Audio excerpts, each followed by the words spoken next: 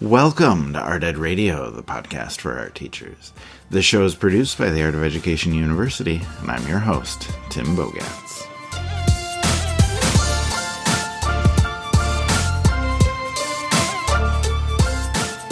Back in September, AOEU writer Josh Chrosniak published an article about how you can build your own printmaking press using a bottle jack, like one of those automotive jacks you use to lift a car, and some pretty simple materials.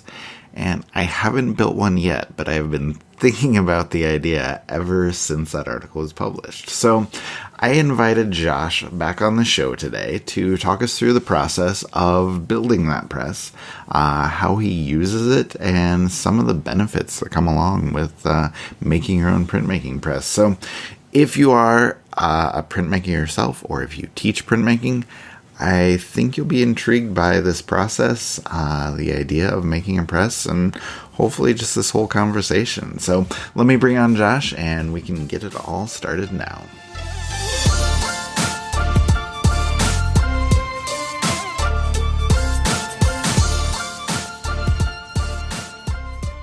Josh Chrosniak is back on the show today. Josh, how are you? I'm doing well, Tim. How are you? I am well. Good to have you back. We had a great episode last time about eerie artists right around Halloween.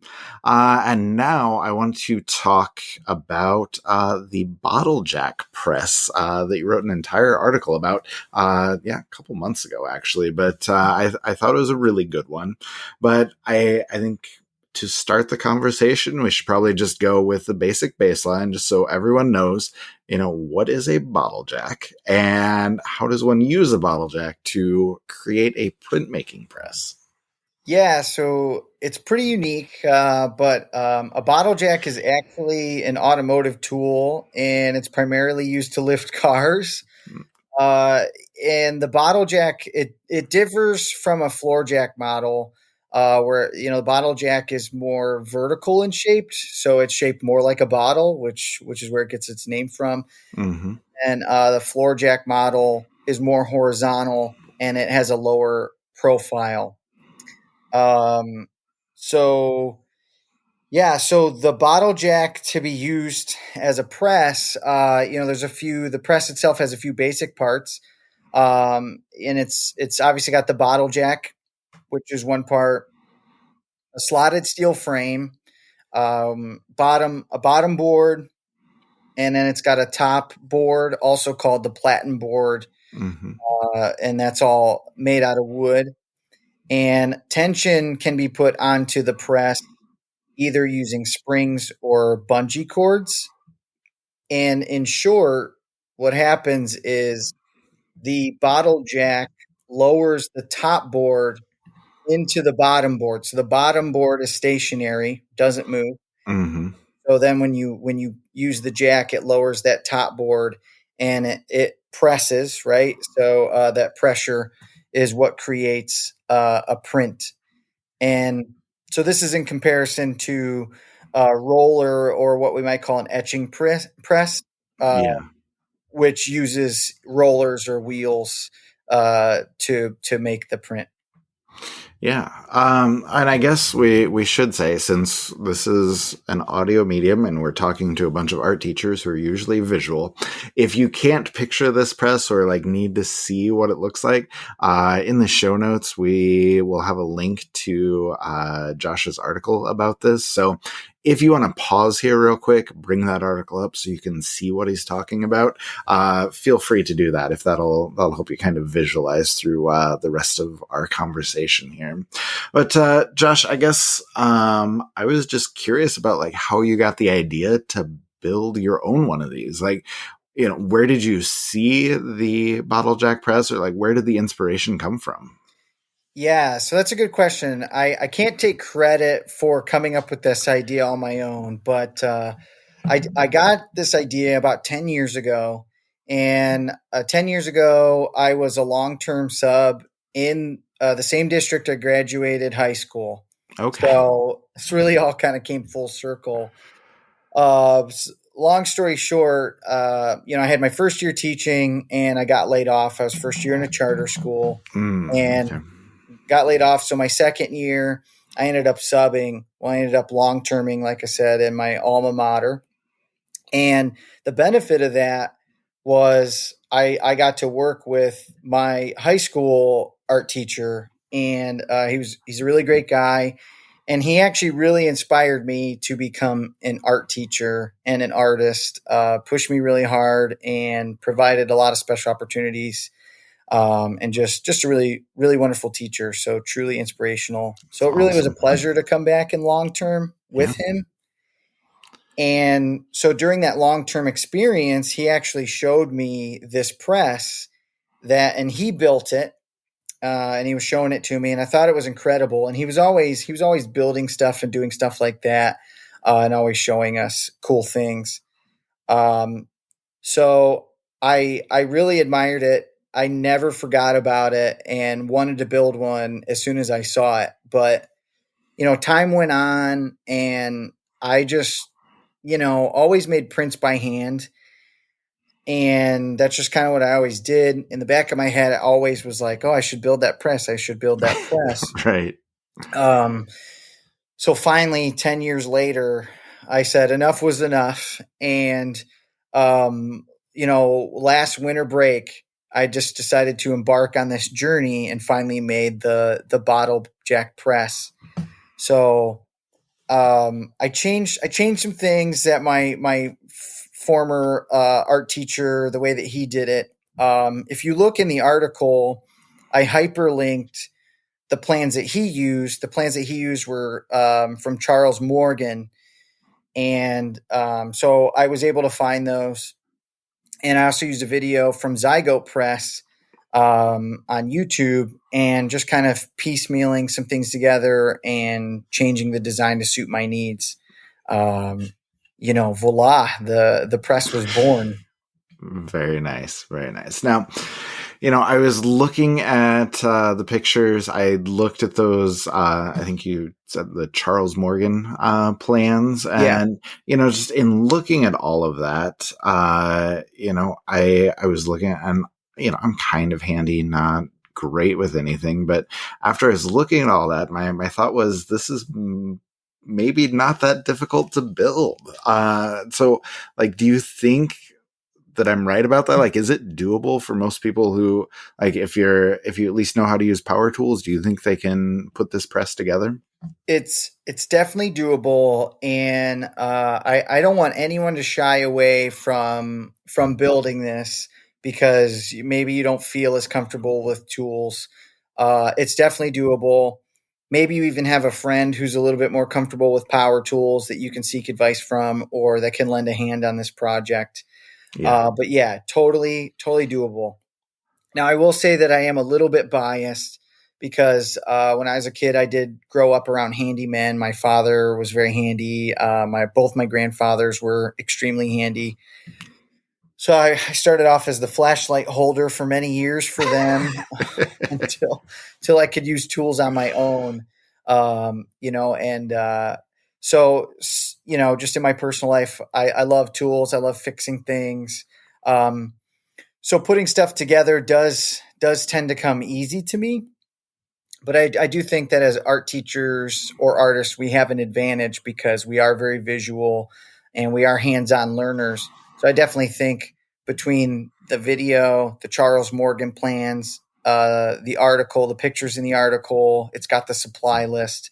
I think that between those three resources, you're going to be able to knock this out no problem. Okay. Okay. I appreciate the vote of confidence. So I like this. So I do want to dive in a little bit more on, I guess, just how the press is used, what it's used for. So can you speak to that just a little bit? Like, what kind of printmaking does this work the best with? And can you just share a little bit about, I guess, the operation of the press, how it is used? Yeah, so the press can handle small intaglio prints. So these would be like dry points on plexiglass. Mm-hmm. I'm making the assumption that it can also do a dry point on zinc or copper plate. I've never tried it. I prefer to work with plexi because it's cheaper and it's a lot easier to work with. Well, and I think most teachers who are like teaching printmaking are probably using plexiglass too. I mean, just for budgetary reasons, like that's the way to go.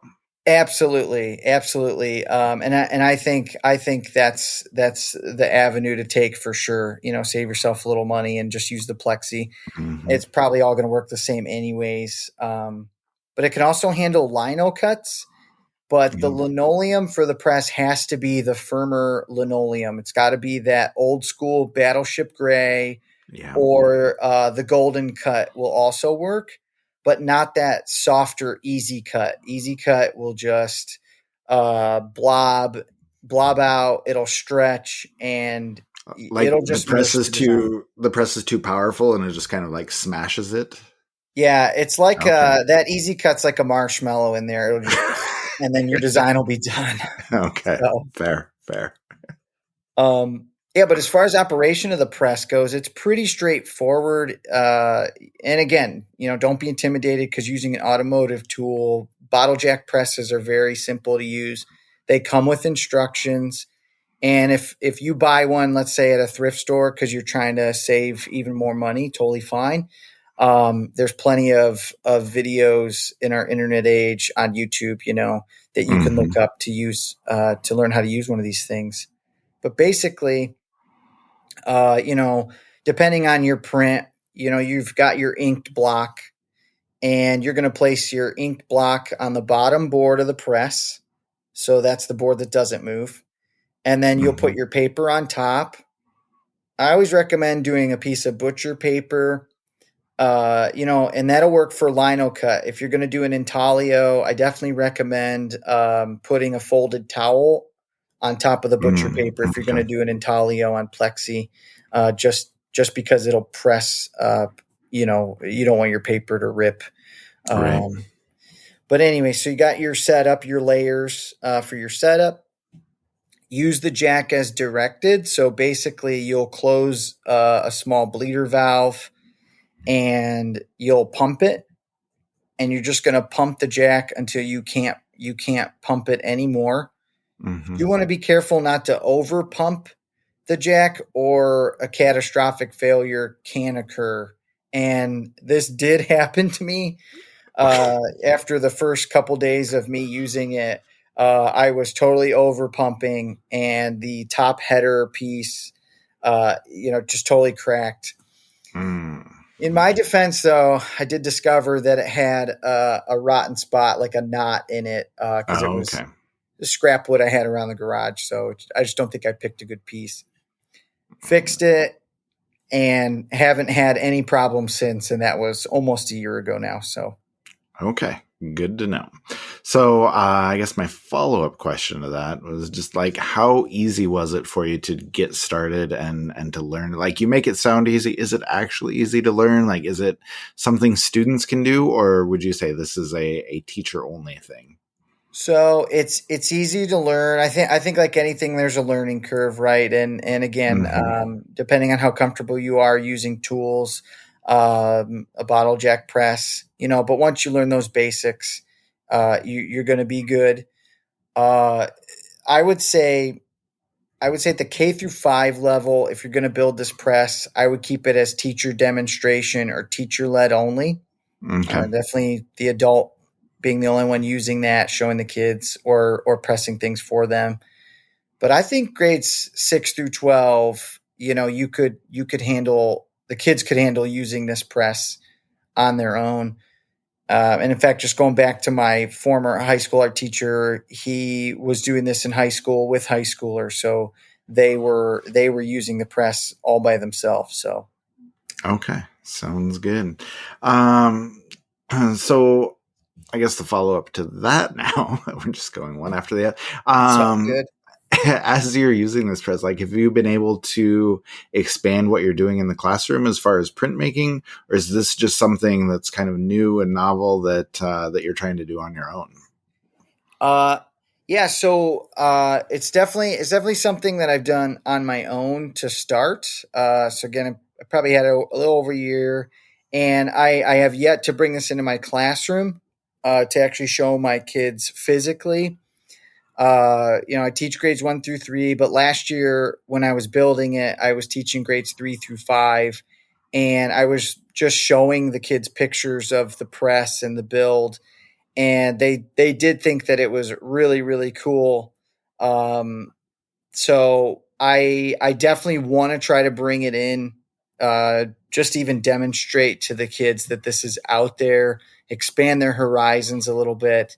Um, you know, hopefully, like I said, in the near future, if we're doing a printmaking lesson, I could bring it in and show them.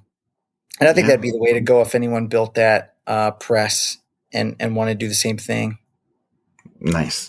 Good advice. And then I guess final question, just any final thoughts or final words of advice for anybody who likes this idea, is intrigued by this idea, and is maybe thinking about making a bottle jack press? Yeah, so don't get discouraged about building it. Again, just going back to, if you're not, handy, or if you're not comfortable with tools, just follow the videos, look at the pictures, check out the instructions, and just take your time. Enjoy that building process. I think it's important, 'cause we're always teaching the kids, right? But then in this experience, now you can be the student, right? And you can put yourself in that learner mindset, which I think is Mhm. always important. Trying something new, making a mistake, it's totally fine to have those bumps along the road. But this is definitely an amazing alternative to the expensive roller presses out there. You Yeah. can save a lot of money. It'll do the same exact thing for a fraction of the cost. And if you are really worried about, making cuts on some of that plywood or those 2x4s, a lot of those big box hardware stores, if you tell them what size you need, they'll cut it for you. And I Yeah. think that just will save you oodles and oodles of time right there, if that's a route that you wanted to go in. So just dive in, start building, get those hands dirty. Yeah, love it.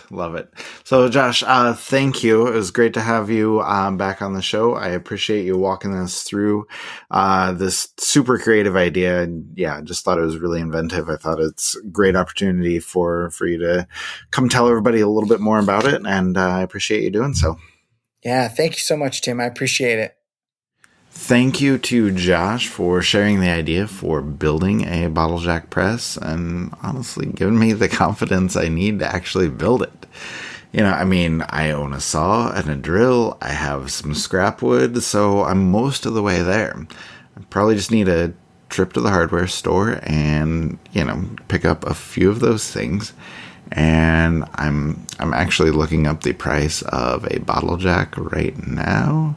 Yeah, it's literally $30. All right, this is so doable. So, if you are feeling the same, okay, if you're feeling like you might want to build one, we will make sure we link in the show notes to Josh's article, the plans and the video he discussed, and I think anything else you need will be linked in his article. We also have a couple of other great pro packs on printmaking, and not necessarily with a bottle jack press, just lots of other forms, but I promise they are great. And I will make sure I link to those as well in the show notes in case you want to explore anything further or just feel like printmaking but don't want to build your own press, which I understand. But if you do end up building one, let me know. We would love to see pictures and obviously any prints that come from it.